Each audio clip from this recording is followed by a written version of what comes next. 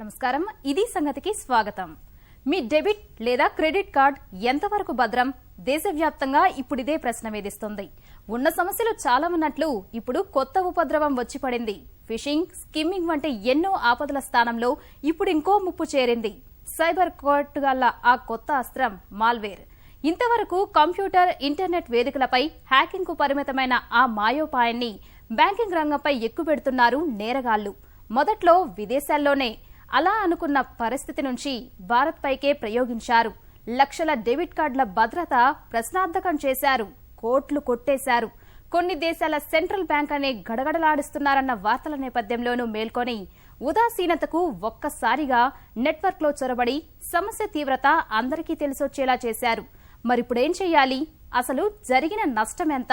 బ్యాంకులు చెబుతున్న స్థాయిలోనే మాల్వేర్ ప్రతాపం ఆగిందా? నష్టపోయిన మొత్తానికి ఎవరు బాధ్యులు? ఈ విషయంపై రిజర్వ్ బ్యాంక్ ఆఫ్ ఇండియా ఏం చెబుతోంది?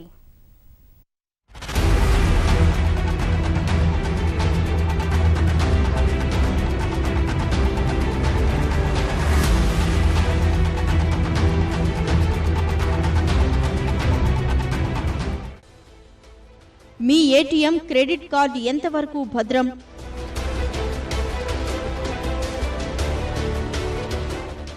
$32 లక్షల డెబిట్ కార్డుల భద్రత ప్రశ్నార్థకం.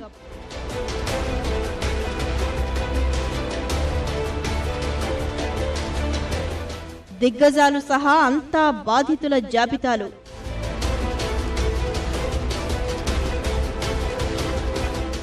ముందస్తు హెచ్చరికలు పక్కన పెట్టినందుకు మూల్యం.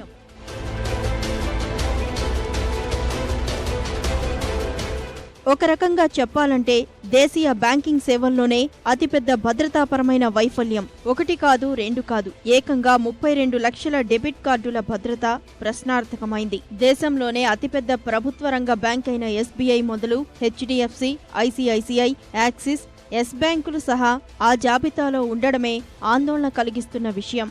National payments corporation of India NPCI ప్రకారం 19 బ్యాంకుల డెబిట్ కార్డులు ఈ మాల్వేర్ బారిన పడ్డాయి. చాలా వరకు అనుమానాస్పద లావాదేవీలను నిలుపుదల చేశారు. ఇప్పటి వరకు నిర్ధారించిన వివరాల ప్రకారం 641 మంది ఖాతాదారులు ప్రభావితమయ్యారు. ఆయా లావాదేవీల మొత్తం 1.3 కోట్ల రూపాయలని ఎన్పీసీఐ ప్రకటించింది.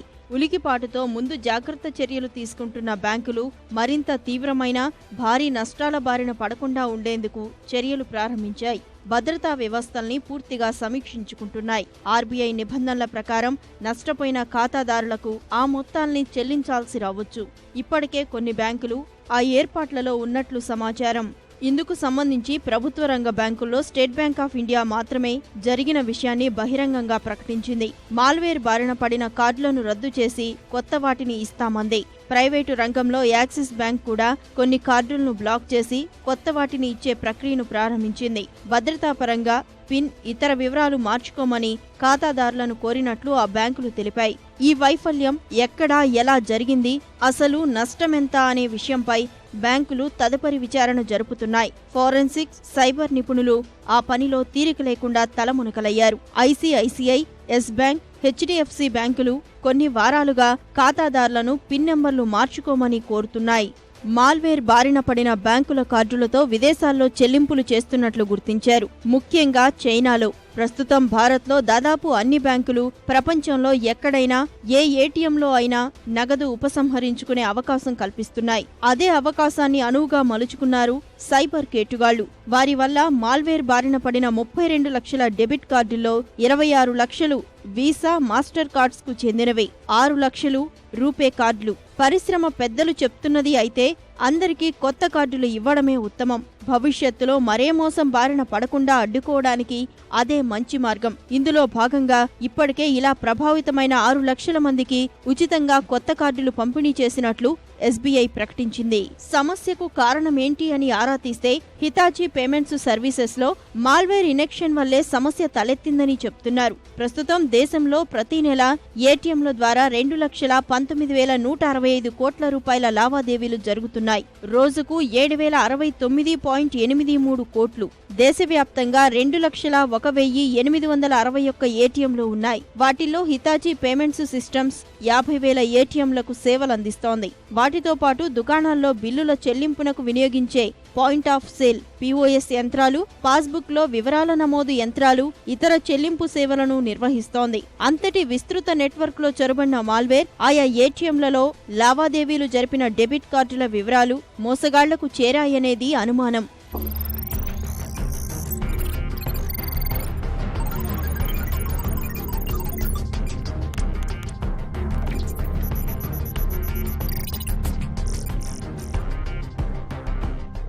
ఎస్ బ్యాంక్ ఏటీఎంలు కొన్ని, వైట్ లేబుల్ ఏటీఎం, మరో విదేశీ బ్యాంక్ ఏటీఎంలు అన్నీ కలిపి దాదాపు 90 యంత్రాల్లోనే ఈ మాల్వేర్ను గుర్తించినట్లు చెప్తున్నారు. సదరు ఏటీఎంలలో ఏటీఎం డెబిట్ కార్డులతో లావాదేవీలు నిర్వహిస్తేనే సమస్యకు దారితీసిందని చెప్తున్నారు. ఇప్పటికైతే ప్రభుత్వ రంగ బ్యాంకులు సొంత ఏటీఎంలలో ఇబ్బందేమీ రాలేదని ఆయా బ్యాంకులు చెప్తున్నాయి. మే, జూన్ మధ్యలోనే మాల్వేర్ను ఏటీఎం వ్యవస్థలోకి ప్రవేశపెట్టి ఉంటారనే అనుమానాలు వ్యక్తమవుతున్నాయి. అది గుర్తించేందుకే 6 వారాలు పట్టిందని తెలుస్తోంది. తమ కార్డుల వివరాలు సంగ్రహించిన వారు చైనా, అమెరికాలోని పలు ప్రాంతాల నుంచి నగదు అపహరించారని పలువురు ఖాతాదారుల నుంచి బ్యాంకులకు ఫిర్యాదులు అందాయి.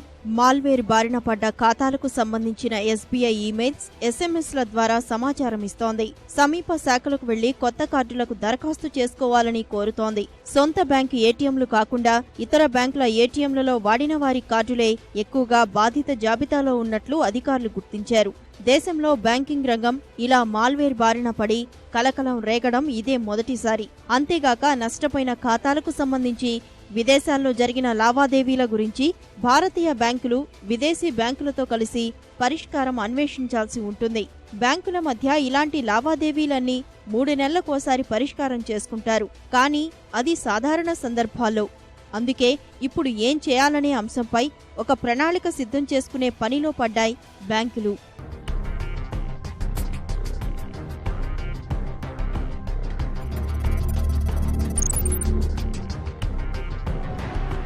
భారతీయ బ్యాంకులు ఇప్పటివరకు ప్రధానంగా 2 రకాల కార్డులే జారీ చేస్తున్నాయి. చిప్ ఆధారంగా పనిచేసేవి, మ్యాగ్నెటిక్ స్ట్రిప్ ఆధారంగా పనిచేసేవి. ఇప్పటి వరకు జరిగిన ఫోరెన్సిక్ పరిశోధనల ప్రకారం మ్యాగ్నెటిక్ స్ట్రిప్ కార్డులే ఎక్కువ మాల్వేర్ బారిన పడినట్లు గుర్తించారు. ఆ సమాచారంతో బ్యాంకులు వీసా, మాస్టర్ కార్డు సంస్థలను అప్రమత్తం చేశాయి. జరిగిన నష్టంపై ఫోరెన్సిక్ దర్యాప్తు కొనసాగుతుంది. రిజర్వ్ బ్యాంకు లెక్కల ప్రకారం ఖాతాదారుల డెబిట్ కార్డుల రక్షణకు బ్యాంకులే బాధ్యత వహించాలి. భద్రతాపరమైన ఏ వైఫల్యం వల్లైనా ఖాతాదారుడు నష్టపోతే బ్యాంకులే భరించాలి. ఈ మేరకు గత జూన్లో RBI ప్రత్యేక ఆదేశాలు జారీ చేసింది. ఇటీవల విడుదల చేసిన మార్గదర్శకాల్లోనూ బ్యాంకులు చేసిన తప్పులకు వినియోగదారులు నష్టపోవాల్సిన అవసరం లేదని స్పష్టం చేసింది.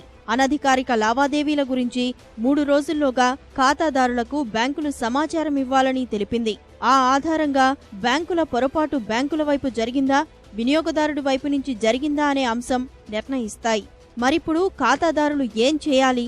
ఇంత జరిగిన తర్వాత ఏది ఏమైనా ప్రతి ఒక్కరిలో సందేహం రావడం సాధారణం. మన కార్డులు ఎంతవరకు సురక్షితం? కొన్ని చిన్నపాటి జాగ్రత్తలు తీసుకుంటే మనం అలాంటి భయాల నుంచి బయటపడవచ్చు.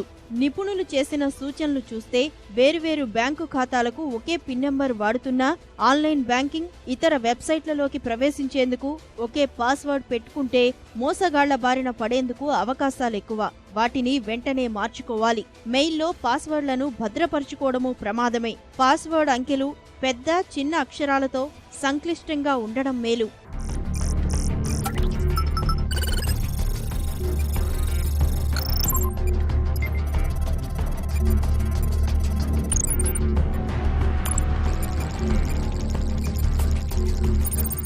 అపరిచితుల నుంచి వచ్చే మెయిల్స్, ముఖ్యంగా అటాచ్మెంట్స్ అస్సలు తెరవకూడదు. వాటి ద్వారా మాల్వేర్ను మన కంప్యూటర్లు, మొబైళ్లలోకి చొప్పించి వివరాలు సంగ్రహించే వీలు ఉంటుంది. భారీ మొత్తం లాటరీ వచ్చిందని ఆశ చూపే మెయిళ్లు RBI ముద్రతో కూడా వస్తున్నాయి. వాటిని ఏమాత్రం నమ్మొద్దు. ఆయా మెయిళ్లకు స్పందించి బ్యాంకు ఖాతా, కార్డుల వివరాలు తెలిపినా మోసపోవడం ఖచ్చితం. విమానాశ్రయాలు, రైల్వే స్టేషన్లు, ఇతర బహిరంగ ప్రదేశాల్లో ఉచితంగా వైఫై లభ్యమయ్యే ప్రాంతాల్లో ఆన్లైన్, మొబైల్ బ్యాంకింగ్ కార్యకలాపాలు సాగించడం శ్రేయస్కరం కాదు. అలానే ఇప్పటి వరకు బ్యాంకులతో మొబైల్ నంబర్, ఈమెయిల్ చిరునామా నమోదు చేయించుకోవాలి. ఆర్బీఐ నిబంధనల ప్రకారం ప్రతి బ్యాంకు వినియోగదారుడి ఖాతాలో జరిగే ప్రతి లావాదేవీ వివరాలు, సంక్షిప్త సందేశం పంపించాలి. బ్యాంకు నుంచి వచ్చే సమాచారాన్ని పట్టించుకోకుండా వదిలేయకూడదు. ప్రతి సంక్షిప్త సందేశాలు, ఈమెయిల్స్ పూర్తిగా చదవాలి. గతంలో జరిగిపోయినవి, ప్రస్తుతం జరుగుతున్నవి ఏ లావాదేవీ అయినా కావచ్చు. వాటికి సంబంధించి వచ్చిన వివరాల్ని శాంతం చదవాలి.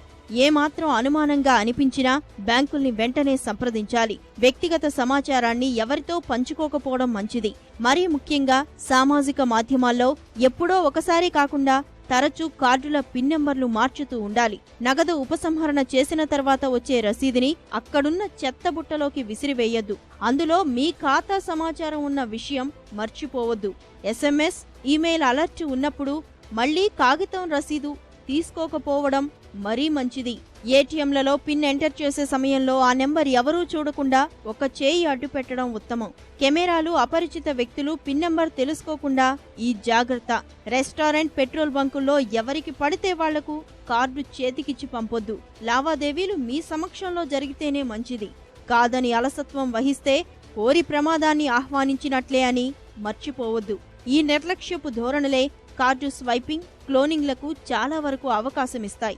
ఆనక మనలాంటి కార్డునే నకిలీ చేసి ఖాతాల్లో ఉన్న సొమ్ము కొల్లగొడతారని అస్సలు మర్చిపోవద్దు. ఏటీఎంలలో డబ్బులు తీయడానికి ప్రయత్నించినప్పుడు ఏదైనా సమస్య ఎదురైతే వెంటనే బ్యాంకుకి కాల్ చేయడం మర్చిపోవద్దు. ఆ లావాదేవీ రద్దయింది అని మెసేజ్ వచ్చిన తర్వాతే ఏటీఎం వదిలి రావాలి. ఎందుకంటే ఆ అవకాశం కోసమే ఎదురుచూసే మోసగాళ్లు లావాదేవీ పూర్తి చేసి డబ్బు కాజేసే ముప్పు పొంచి ఉంటుంది.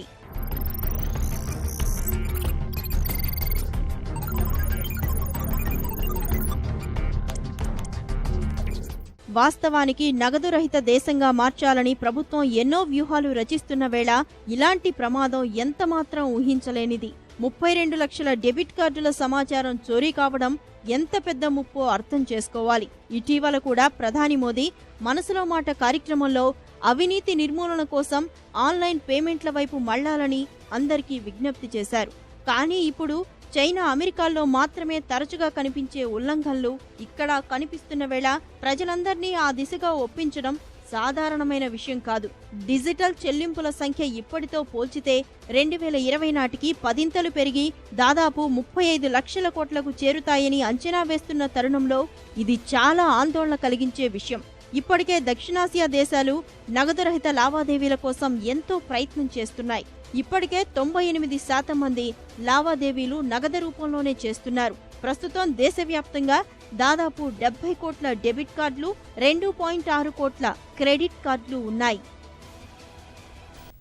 ఇంట్లో కానివ్వండి, నెట్టింట్లో కానివ్వండి, పిల్లలు ఆడుకునే వస్తువైనా, డిజిటల్ కంప్యూటర్ అయినా, దీపపు ప్రమిదల నుంచి మిరుమిట్లు గొలిపే బాణసంచా వరకు అంతా చైనామయం.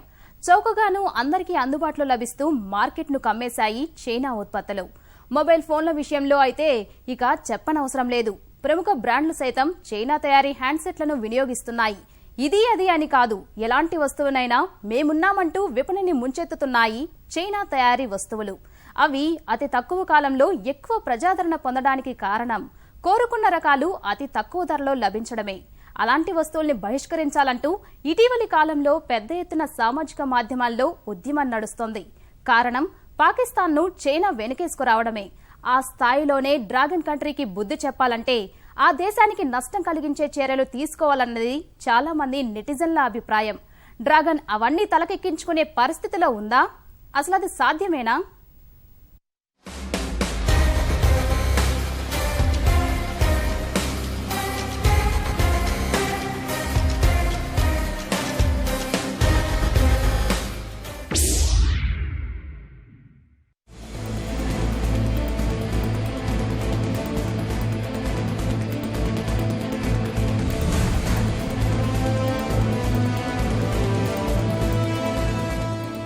ప్రపంచీకరణ నేపథ్యంలో అవకాశాలను అందిపుచ్చుకున్న దేశాల్లో ముందుంది చైనా. తనకున్న అధిక జనాభానే అనుకూల వనరుగా మార్చుకుని అతి తక్కువ ఉత్పాదక వ్యయంతో అన్ని రకాల వస్తువులను ప్రపంచ మార్కెట్లో కుమ్మరిస్తోంది. ఆ తాకిడికి తట్టుకుని నిలిచిన దేశాలు దాదాపు లేవని చెప్పాలి. చివరికి అగ్రరాజ్యం అమెరికాలో సైతం చైనా చౌక ఉత్పత్తులు వెల్లువలా వచ్చి పడుతున్నాయి. నాణ్యత లేకపోయినా ధరలు చౌకగా ఉన్నందువల్ల చైనా నుంచి వచ్చి పడుతున్న వస్తువులకు ఆదరణ పెరుగుతూనే ఉంది. మధ్యతరగతి జనాభా అధికంగా ఉన్న భారత్ లాంటి దేశాల్లో ఇది మరింత ఎక్కువగా ఉంది. ఈ నేపథ్యంలో ఇటీవలి కాలంలో చైనా వస్తువులను బహిష్కరించాలంటూ సోషల్ మీడియాలో కుప్పలు తెప్పలుగా సందేశాలు వచ్చి పడుతున్నాయి. ఇందుకు కారణం కరుడుగట్టిన తీవ్రవాది మసూద్ అజర్ను చైనా మోస్ట్ వాంటెడ్ ఉగ్రవాదిగా గుర్తించకపోవడమే. ఈ విషయంలో ఎన్నోసార్లు భారత్ చేసిన ప్రయత్నాలను చైనా బహిరంగంగానే తోసిపుచ్చింది. అంటే ఆ దేశం పాక్కే వంతపాడుతుంది, కానీ భారత్ వైపు మొగ్గు చూపడం లేదని భావిస్తున్న చాలా మంది ఇలాంటి చర్య తీసుకోవాలంటూ సామాజిక మాధ్యమాలే వేదికగా ఉద్యమాలు తీవ్రతరం చేశారు.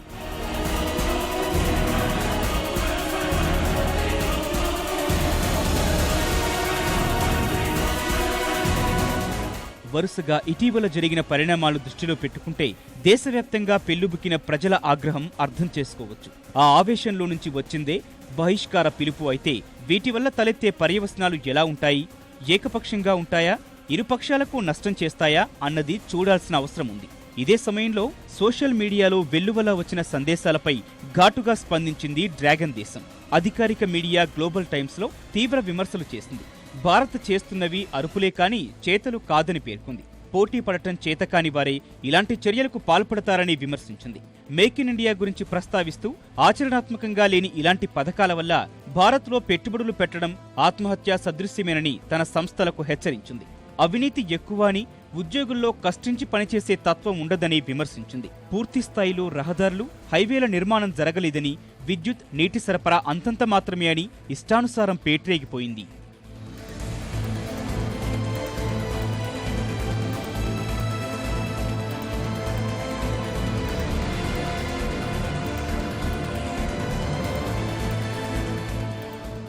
అమెరికాతో భారత సాన్నిహిత్యంపైన విమర్శలు గుప్పించింది చైనా అధికారిక పత్రిక.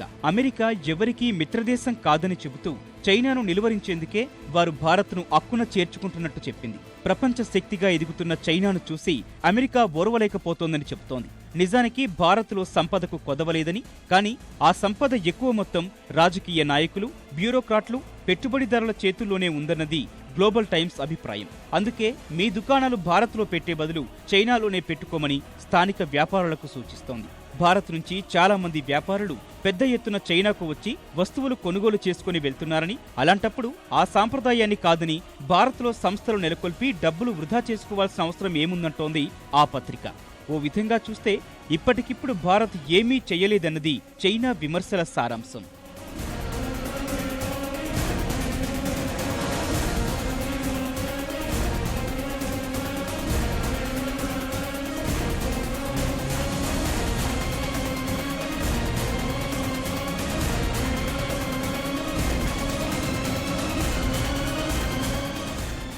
ఒక పక్కలో బల్లెంలా ప్రతి విషయంలో భారత్ను ఇబ్బంది పెట్టడమే కాక పాకిస్తాన్తో అంటకాగుతూ ఇలాంటి కారు కూతలు కూస్తోన్న డ్రాగన్ దేశంపై మన నెటిజన్ల ఆవేశాన్ని ఏమాత్రం తప్పుబట్టలేం. కానీ అసలు ఇలాంటి మాటలు ఒకరితో ఎందుకు అనిపించుకోవాలి? ఇంతకాలం సొంత కాళ్లపై నిలబడటం మాని దిగుమతులపైనే ఆధారపడిపోవడమే ఇందుకు కారణం. అందుకనే వస్తూనే మేక్ ఇన్ ఇండియా కార్యక్రమాన్ని ప్రతిష్టాత్మకంగా తీసుకుని వచ్చారు ప్రధాని మోదీ. కాకపోతే ఆ ఫలితాలు కనిపించడానికి కొంత సమయం పడుతుంది. ప్రస్తుతం చూస్తే చైనా నుంచి మనకు టెలికాం, కంప్యూటర్ హార్డ్వేర్, ఎరువులు, ఎలక్ట్రానిక్ విడిభాగాలు, సేంద్రియ రసాయనాలు, ఎలక్ట్రానిక్ పరికరాలు, ఔషధాలు, ఇనుము, ఉక్కు, బాణాసంచా, సిల్క్, ఆడుకునే బొమ్మలు దిగుమతవుతున్నాయి. మరే దేశం నుంచి ఇన్ని రకాల వస్తువులు దిగుమతి కావు. దేశంలో పెరుగుతున్న డిమాండ్కు తగ్గట్టుగానే దిగుమతులు పెరుగుతున్నాయి. ధరలు కూడా అందుబాటులో ఉండటం వల్ల వాటికి డిమాండ్ పెరుగుతుందే కానీ తగ్గటం లేదు.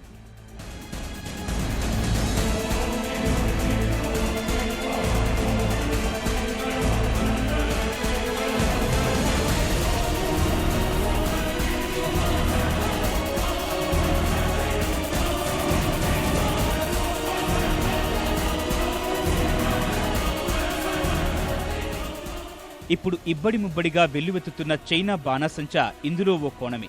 ఉక్కు రంగంలోనూ చైనా దిగుమతులు బెంబేలెత్తిస్తున్నాయి. ఇప్పటికే నష్టాలు వెంటాడుతున్న పరిశ్రమకు చైనా ఉక్కుతో మరిన్ని కష్టాలు వచ్చిపడ్డాయి. నాణ్యత లేని నాసిరకం తక్కువ ధరకే మార్కెట్లోకి దించుతోన్న చైనా దేశీయ ఉక్కు విపణిని దారుణంగా దెబ్బతీసింది. నిర్వహణ, ఉత్పత్తి వ్యయంలో మెరుగ్గా ఉండే ప్రైవేటు ఉక్కు పరిశ్రమలు ఆ కాకను తట్టుకోలేకపోయాయి. అలా ప్రపంచ ఉక్కు మార్కెట్ను గుప్పిట్లో పెట్టుకున్న చైనా భారత మార్కెట్ను శాసిస్తోంది.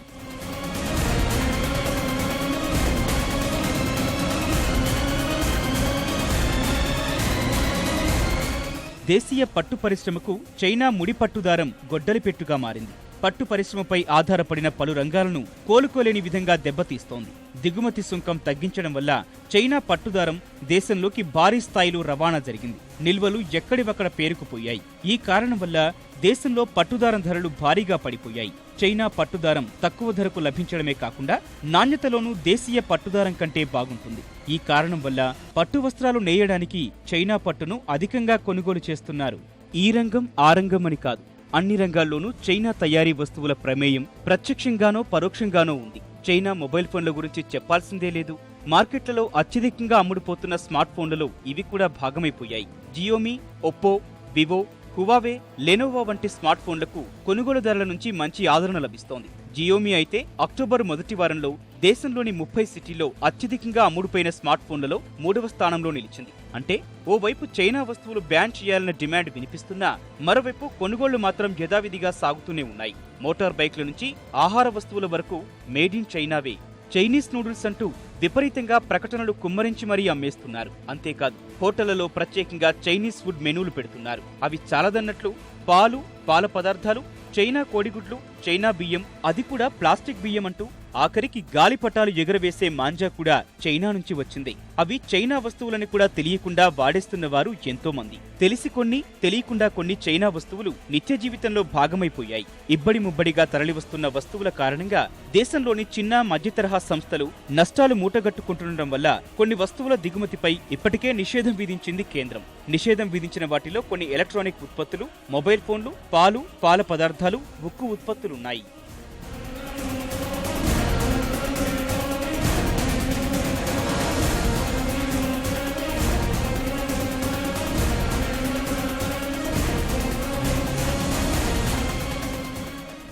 అయితే ఇక్కడ కొందరు పరిశ్రమ పెద్దల అభిప్రాయం మరోలా ఉంది. ప్రస్తుతం పాక్ మీద ఉన్న కోపం, అది ఈ స్వేచ్ఛా విపణి రోజుల్లో చైనాపై చూపించాలనుకోవటం ఎంతవరకు సమంజసం?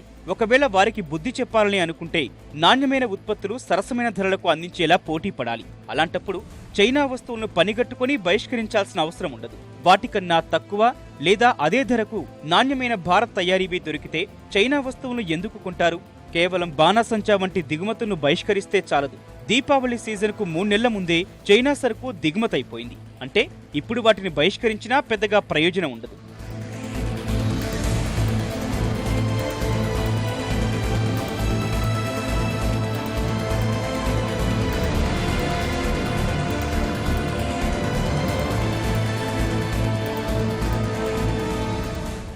ఈ విషయంలో కేంద్ర ప్రభుత్వ వైఖరి ఏమిటి అంటే, గోవాలో జరిగిన బ్రిక్స్ సదస్సులో ఆ విషయం చెప్పకనే చెప్పినట్లయింది. దౌత్యపరంగా పాక్ను ఏకాకి చేయాలన్న ప్రయత్నం ఫలించినప్పటికీ ప్రధాని మోదీ మాత్రం చైనాతో ఆర్థిక బంధాన్ని ముందుకు సాగించేందుకే ప్రయత్నించారు. ఎందుకు అంటే, మన మిత్రదేశంగా భావిస్తోన్న అమెరికాతో 2015లో మన వాణిజ్య విలువ $23 బిలియన్. అదే సమయంలో పరస్పరం కత్తులు దూస్తోన్న చైనా, అమెరికా మధ్య వాణిజ్య విలువ $367 బిలియన్ ఉంది. అంటే ఇక్కడ కేవలం మిత్రత్వం ఉంటే సరిపోదు. వాణిజ్య బంధాలను రాజకీయ, దౌత్యపరమైన కోణాలకు ఆవల చర్చించాల్సిన అవసరం ఉంది. ప్రస్తుతం చైనా వస్తువులను ఎక్కువగా కొనుగోలు చేసేది సామాన్య జనమే. ఇప్పుడు వాటిని బహిష్కరిస్తే ఇబ్బందులు ఎదుర్కొనేది వాళ్లేనంటున్నారు. గతేడాది చైనా నుంచి $61.5 బిలియన్ విలువైన వస్తువులు దిగుమతి చేసుకున్నాం. అదే సమయంలో చైనా దిగుమతి చేసుకున్న వస్తువుల విలువ కేవలం $9.5 బిలియన్ ఉంది. అతిపెద్ద వాణిజ్య భాగస్వామిగా భావిస్తోన్న చైనా కన్నా మనం 6 రెట్లు అధికంగా దిగుమతులు జరిపినట్టే. అంటే ఓ విధంగా చైనా దిగుమతులపై అధికంగా ఆధారపడినట్టు స్పష్టంగా తెలుస్తోంది.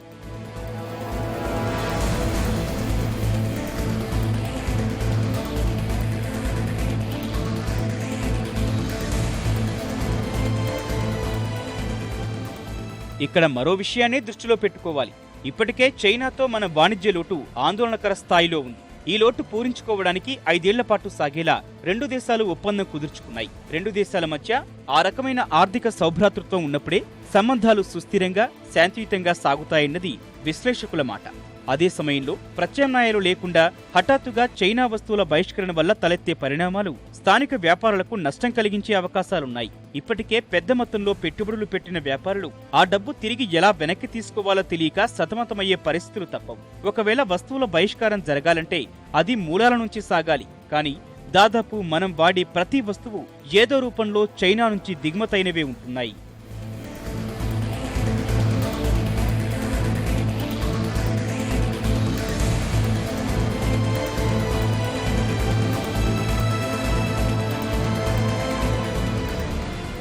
ఒకటేమిటి, అన్ని రకాలుగా మార్కెట్ను ముంచెత్తుతోన్న చైనాను నిలువరించడం ఎలా? ఇప్పుడు ప్రస్తుతం మన ముందున్న సమస్య తక్షణం చైనా వస్తువులను బహిష్కరించడమా, లేదంటే వాటికి సరైన ప్రత్యామ్నాయాలు సృష్టించడమా? ఇప్పటికిప్పుడు వస్తువులను బహిష్కరించడం వల్ల దేశభక్తుల మనోభావాలు సంతృప్తి పడవచ్చేమో గాని ఆర్థికంగా నష్టం వాటిల్లే అవకాశాలు ఎక్కువే. అలాగని చైనా ఇష్టం వచ్చినట్టు వ్యాఖ్యలు, బెదిరింపులు చేస్తుంటే చూస్తూ ఊరుకోలేం. అందుకు తగ్గట్టుగా ఆ దేశానికి రుచి చూపించాల్సిందే. అయితే పాకిస్తాన్ వెనకేసుకొస్తోన్న చైనాను నిలువరించేందుకు దేశ ప్రజల మనోభావాలను దృష్టిలో పెట్టుకుని ఆ దేశంతో వాణిజ్య బంధాన్ని పరిమితం చేసుకోవాలా వద్దా అన్నది ఇప్పుడు దేశ నాయకత్వ నిర్ణయంపై ఆధారపడి ఉంది.